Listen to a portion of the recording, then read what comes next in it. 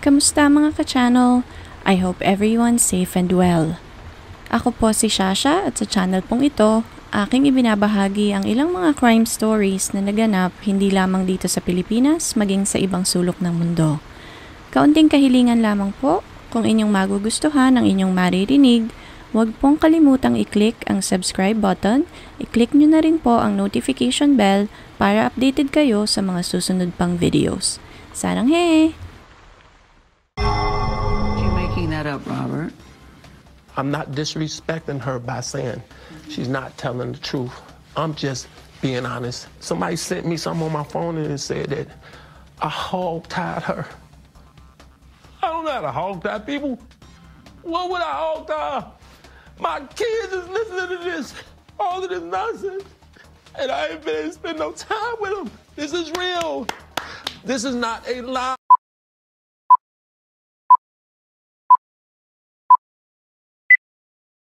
Ang kasong ating itatampok sa video na ito ay iikot sa mundo ng music industry sa US.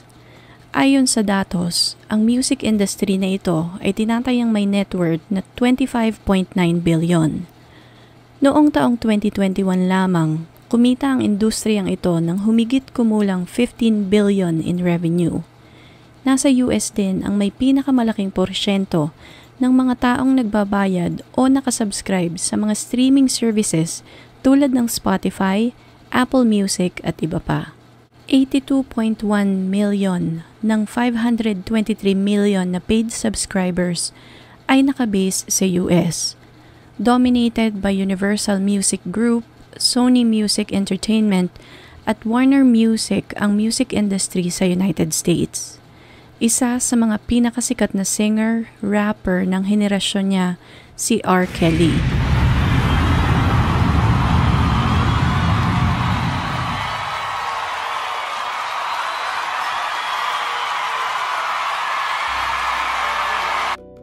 Sa kabila ng kayamanan at kasikatan, nabalot ng kontrobersya at patong-patong na kaso ang buhay ng mga awit. Samahan niyo ako at ating balikan ang istorya ng buhay ni R. Kelly. Si Robert Sylvester Kelly o mas kilala sa tawag na R. Kelly ay pinanganak noong January 8, 1967 sa Chicago, Illinois, United States.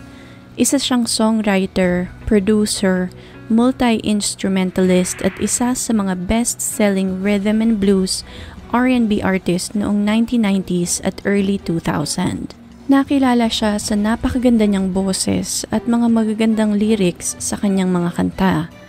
Si Kelly ang may pinakamaraming kanta na umabot sa top 10 singles sa Amerika noong 90s.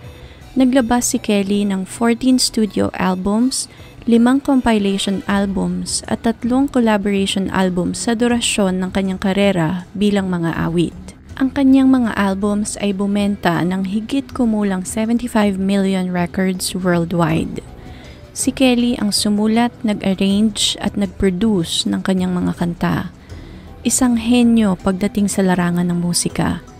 Tinampok siya ng Billboard bilang top R&B hip-hop artist simula 1985 hanggang 2010 at tinanyag na pinakamatagumpay na R&B artist ng kanyang henerasyon.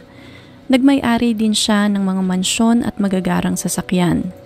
Umabot sa 100 million USD ang net worth ni Kelly ng kanyang kapanahunan. Lumaki si R. Kelly sa Ida B. Wells Homes na isang public housing project sa Chicago, Brownsville. Ang kanyang ina na si Joanne ay isang guro.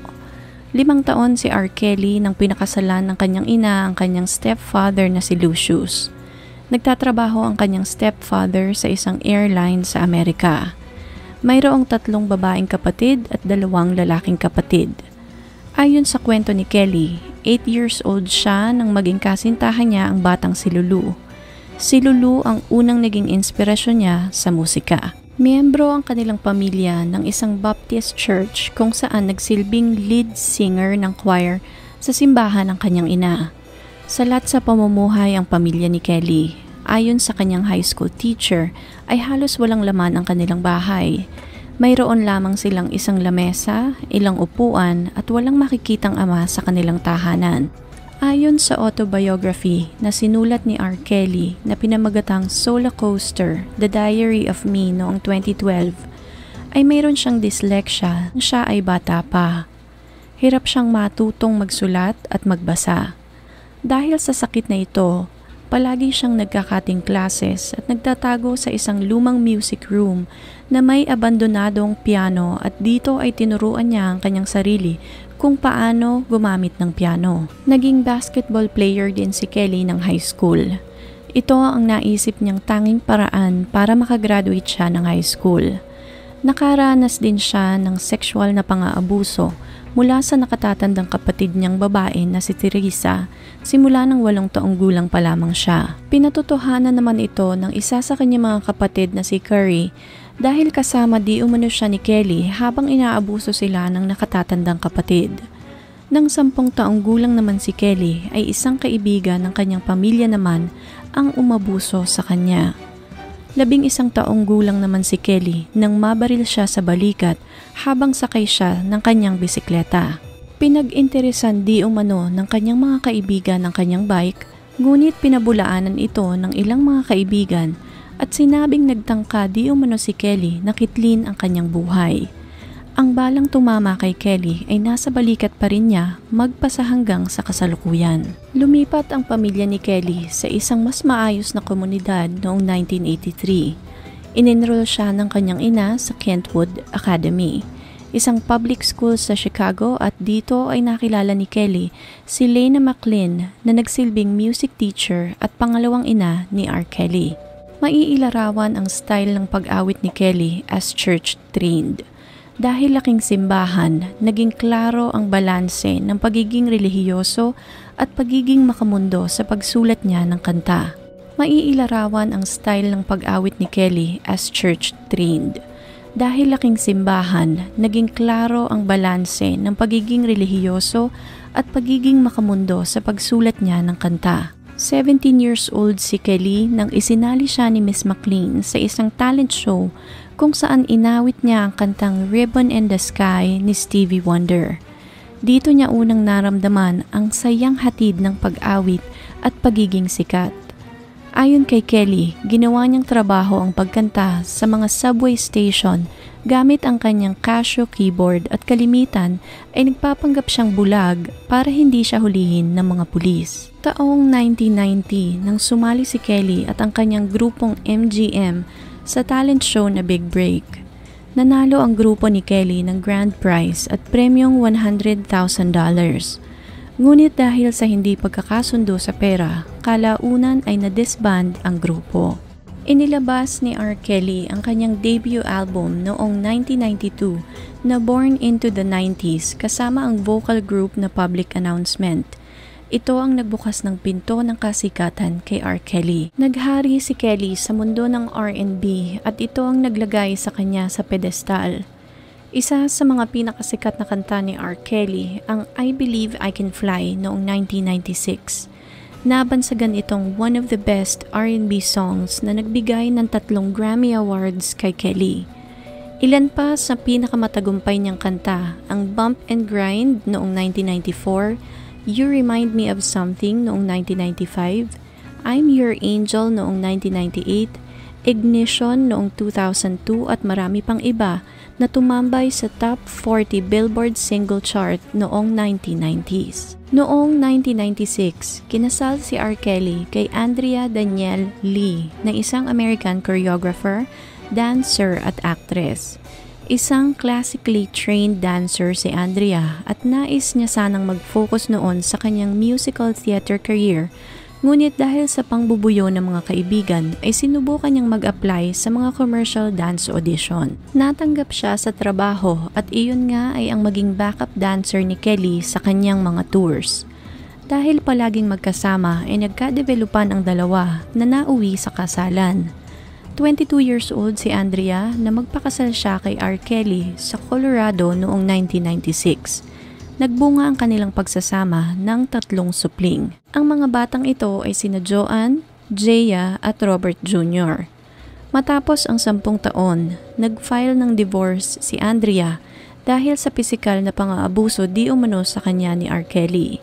Na-finalize ang kanilang divorce noong 2009 at tumanggap di umano si Andrea ng malaking halaga bilang alimony mula kay Kelly.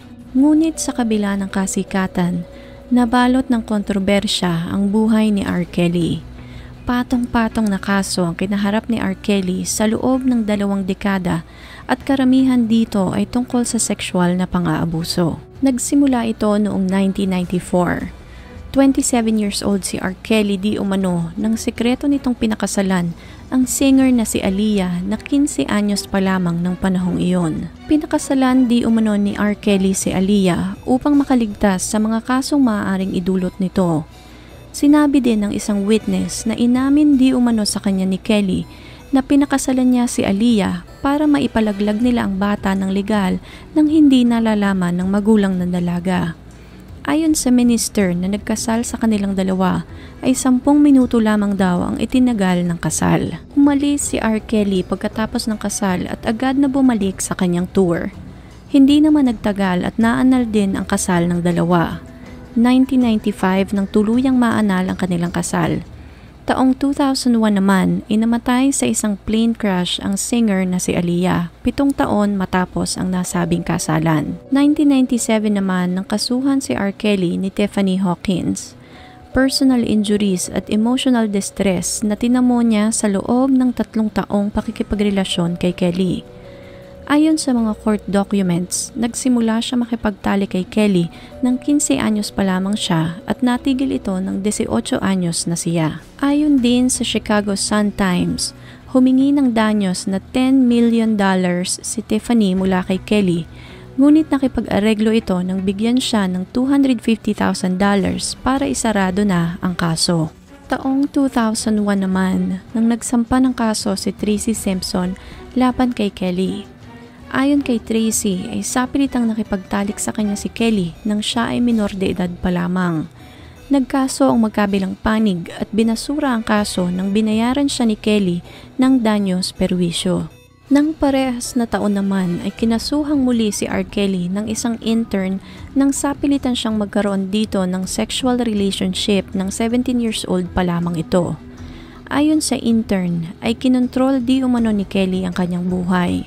Bantay sarado di umano siya kay Kelly at nakareport dito kung saan siya pupunta at sino ang kanyang mga kasama.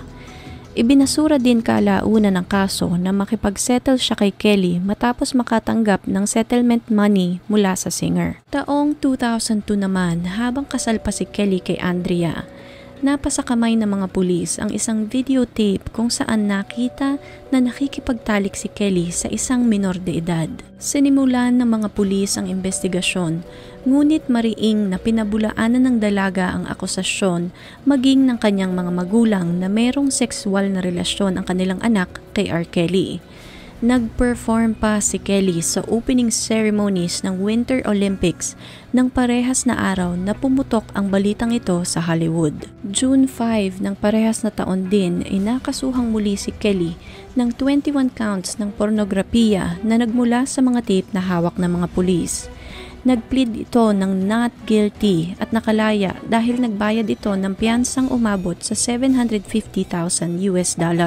January 2003, naaresto na naman si Kelly sa Miami-Dade Hotel, Florida sa dagdag pang kaso ng pornografiya nang mapasakamay ng mga pulis ang ilang mga larawan ni Kelly na nakikipagtalik sa mga bata. Nakalayang muli si Kelly nang magbayad siya ng $12,000 na piyansa.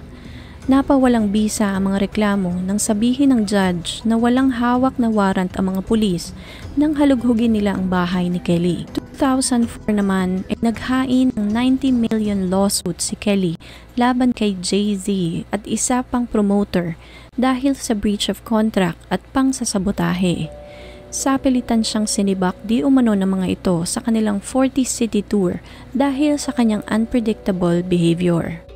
July 2005 ay muling namayagpag ang karera ni Kelly.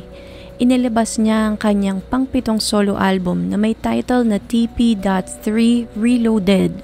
Marami ang tumangkilik sa album niyang ito at umakyat ng number 1 spot ang kanyang mga awitin sa Billboard chart. Ngunit hindi doon natapos ang kontrobersya sa buhay ni R. Kelly. 2006, nagsalita ang kapatid nitong si Curry Kelly laban sa kanya.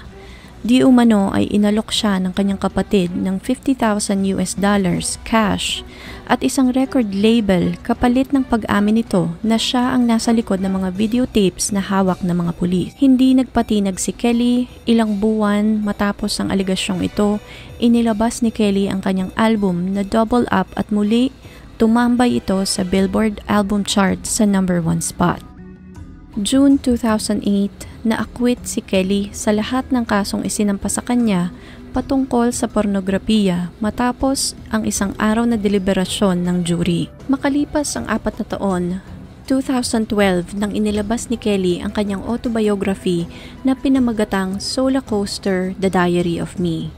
Nag-focus lamang siya sa kanyang pagiging musician at sa kanyang pamilya sa autobiography niyang ito. Wala siyang nabanggit tungkol sa mga kaso at akusasyon na ibinabato sa kanyang autobiography. 2 nominations naman mula sa Soul Train Awards ang natanggap ni Kelly ng parehas na taon na nagbigay sa kanya ng titulong Most Nominated Act Ever sa isang award show. 2017, nang magsimula na naman ang pagyanig sa buhay at karera ni Kelly. Ayon sa BuzzFeed reports ay may mga reklamo di umano mula sa mga magulang ng biktima ni R. Kelly. Ayon sa mga magulang na ito ay binrainwash di umano ni Kelly ang kanilang mga anak at ikinulong sila sa isang mapang-abusong kulto.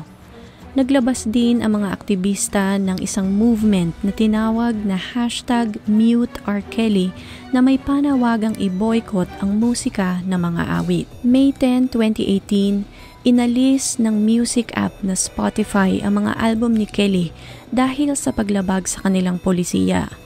Nang parehas na taon, tinanggal din ng Apple Music at Pandora ang mga kanta ni Kelly sa kanilang platform. Nangyari ang pinakamatinding dagok sa buhay ni R. Kelly noong 2019. Inere ng network na BBC ang isang dokumentaryong pinamagatang Surviving R. Kelly kung saan tinipon ang mga babaeng di umano ay naging biktima ng mga awit. 8 babae ang nagpahayag ng kanilang istorya at binalikan nila sa palabas na ito ang mga pang-aabusong natanggap nila mula kay R. Kelly. Dahil dito, ng parehas na taon, binitawan ng Sony at RCA Records si R. Kelly. May 30, 2019, sinampahang muli ng Federal Grand Jury ng 13 panibagong kaso ng sexual na pang-aabuso si R. Kelly. Inaresto siya ng mga pulis habang inilalakad niya ang kanyang cute na aso. Kabilang sa mga kasong ito ay ang racketeering, pornografiya, pang-aakit sa mga minor de edad at obstruction of justice. Bukod sa mga kasong kinaharap sa Chicago, nakasuhan din si Kelly sa Eastern District of New York ng pangingidnap, forced labor at sexual na pang-aabuso sa mga bata.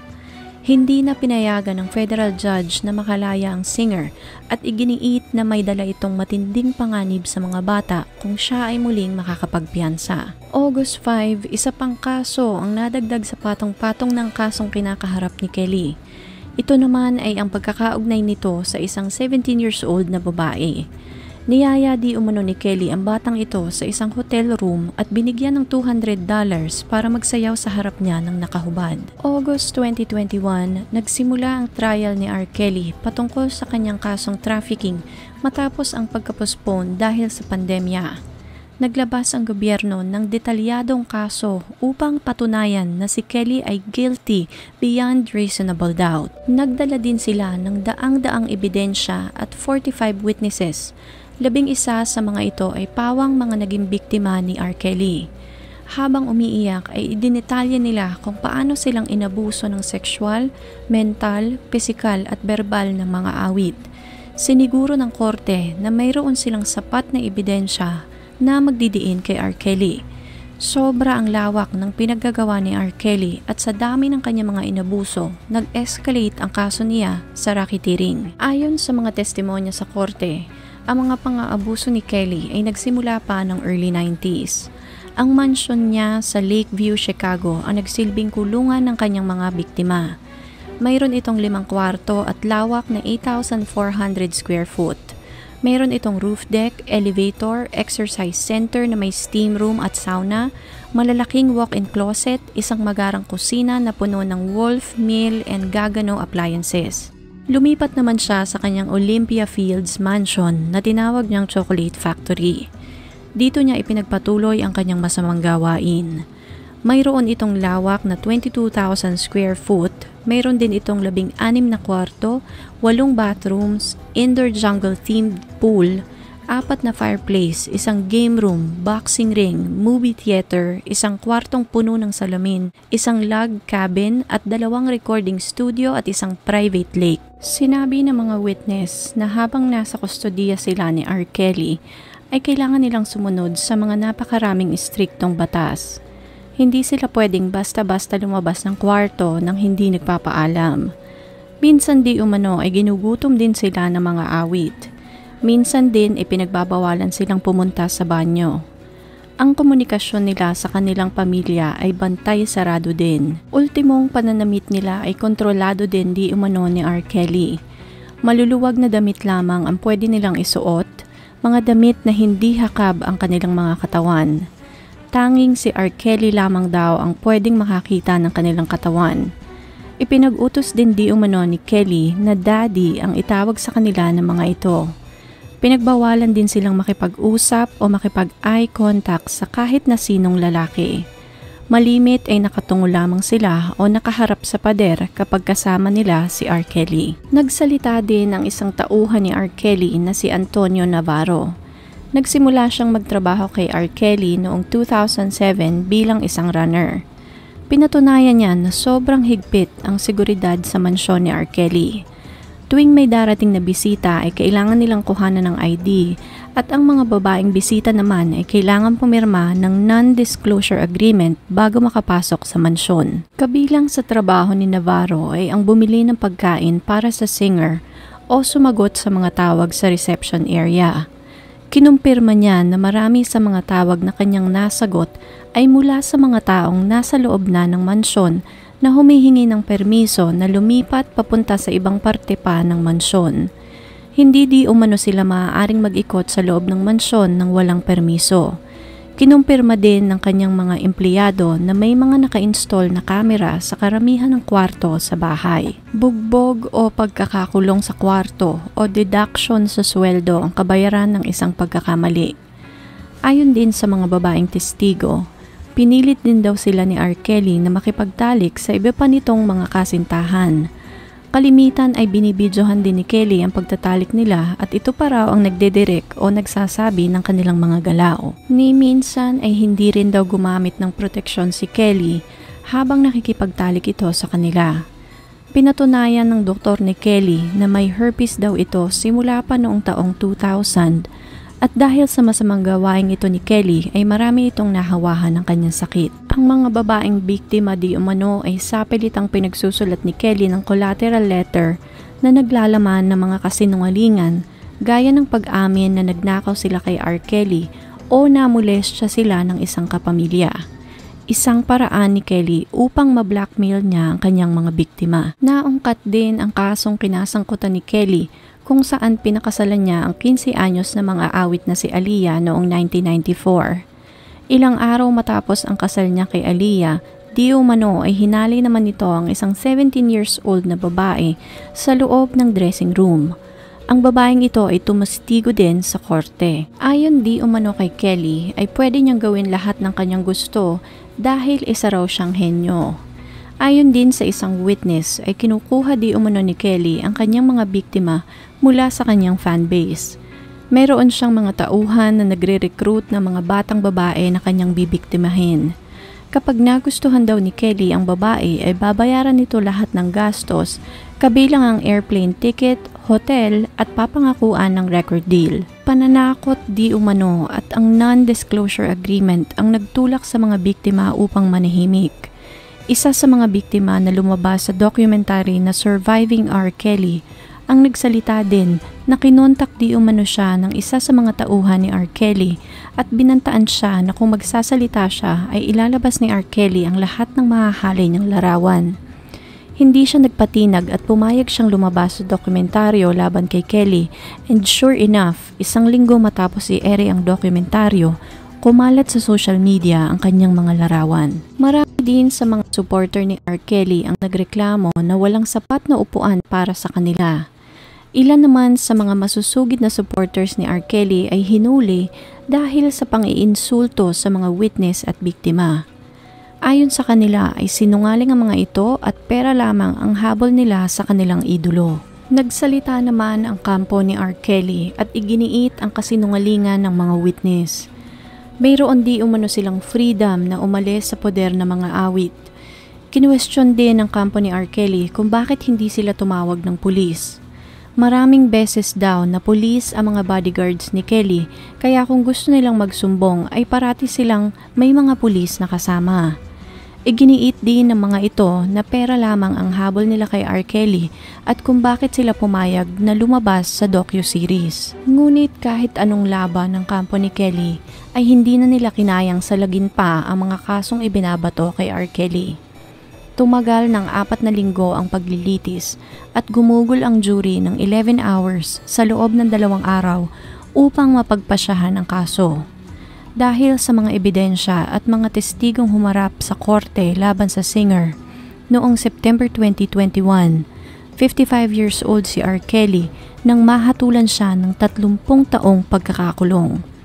Ngunit hindi pa doon natatapos ang mga kinakaharap ni R. Kelly. Maari pa itong madagdagan dahil may mga kaso pa siyang nakabinbin sa Minnesota at ilan pang kaso naman sa state court sa Chicago. Bago nangyari ang lahat ng ito, tinatayang umabot ng $100 million ang net worth ni R. Kelly. Naubos lahat ng kanyang ari-arian at pera dahil sa mga kasong kinaharap niya at matapos ang lahat, lumagapak sa -2 million ang net worth ng mga awit. Si R. Kelly na minsang naging tanyag sa buong mundo, nagkamal ng limpak-limpak na salapi dahil sa kanyang talento, ay nakakulong ngayon sa Metropolitan Correctional Center sa Chicago.